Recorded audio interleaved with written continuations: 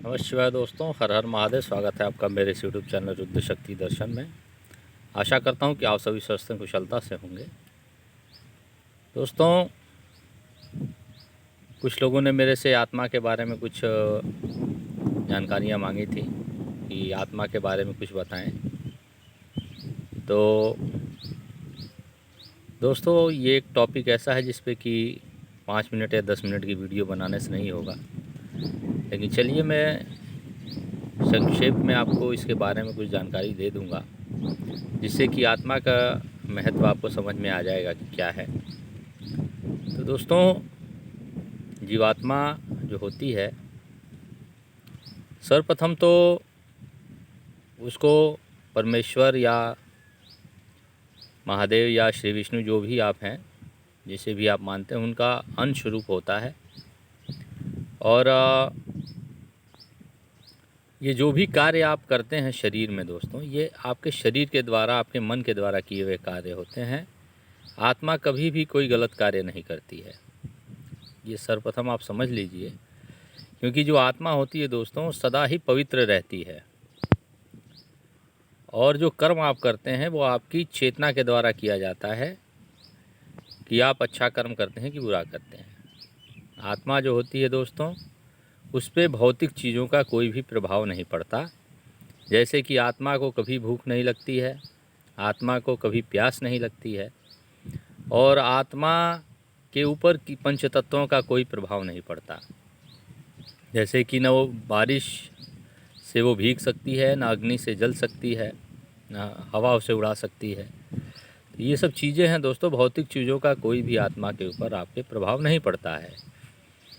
आत्मा जब आपके शरीर के अंदर प्रवेश कराई जाती है, तो जो भी प्रभाव पड़ता है वो आपके शरीर के ऊपर पड़ता है दोस्तों। वो कष्ट आपके शरीर को होता है, आत्मा को नहीं होता है।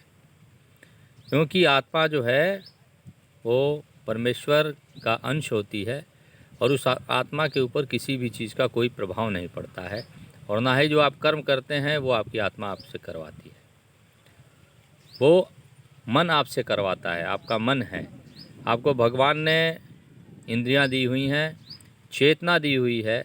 अगर जो आप गलत करते हैं तब भी आपकी आत्मा आपको एक बार समझाती है कि नहीं, ये आप गलत कर रहे हैं, लेकिन फिर भी आप उस कार्य को गलत करते ही जाते हैं और सुधरने का नाम नहीं लेते हैं। तो ये आपको, आपकी आत्मा सचेत हमेशा करती है। जब भी आप कोई गलत काम करेंगे दोस्तों, तो होता है कि अंतरात्मा से एक आवाज़ ज़रूर आती है कि आपने ये काम गलत किया है।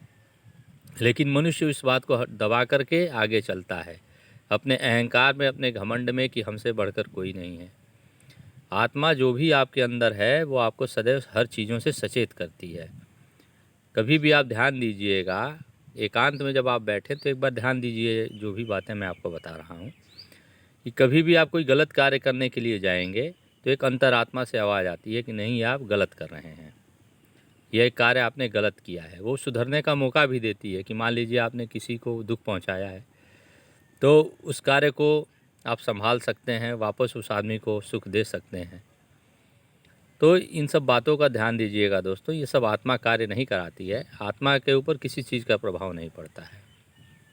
आत्मा आपके शरीर को जीवित रखने के लिए 5 रूपों में विराजमान रहती है।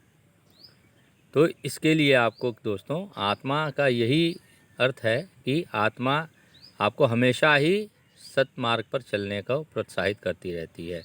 लेकिन आप अपने अहंकार और मद में इतने उन्मत्त होते हैं कि आप आत्मा की बात को सुनते नहीं हैं, उसे दरकिनार करके अपने मन की बात को सुनते हैं, और खुद स्वयं अपने विनाश की ओर बढ़ने लगते हैं। तो कभी भी आप कोई कार्य करें तो एक बार ध्यान दीजिएगा, आपको आपकी अंतरात्मा हमेशा ही सचेत करती है। तो आशा है कि आत्मा की जो बातें हैं वो आपको समझ में आ गई होंगी। आप एकांत में कभी भी आंख मूंद के कोई भी कार्य करने से पहले सोचेंगे तो आपको आपकी अंतरात्मा अवश्य अंदर से आवाज़ देगी कि आप कार्य वो सही करने वाले हैं या गलत करने वाले हैं। तो यही बातें हैं दोस्तों जो मैं आपको बताने वाला था। और इसी कर्म के द्वारा आपने गलत किया है तो नर्क लोक में जाने पर इसी आत्मा को शरीर दिया जाता है, प्रवेश करा करके उसको दंड दिया जाता है। तो वो दंड जो वो शरीर है, उसको वो शरीर महसूस करता है जो दंड दिया जाता है, आत्मा नहीं। आत्मा के शरीर में प्रवेश करते ही आत्मा जीवित रूप में, जागृत रूप में आ जाती है और उसको जो भी चीज़ यातनाएँ दी जाती हैं वो शरीर को महसूस होती हैं, आत्मा को नहीं महसूस होती हैं। यही बातें थी दोस्तों आत्मा के बारे में। इसे शेयर कर दीजिएगा जिससे कि सभी लोगों को इसकी विशेष जानकारी हो सके। चैनल को सब्सक्राइब करते रहिए और सदैव अपनी कृपा दृष्टि इस चैनल पे बनाए रखिए दोस्तों। हर हर महादेव, नमः शिवाय, जय माँ आदिशक्ति जगदम्बा। धन्यवाद दोस्तों।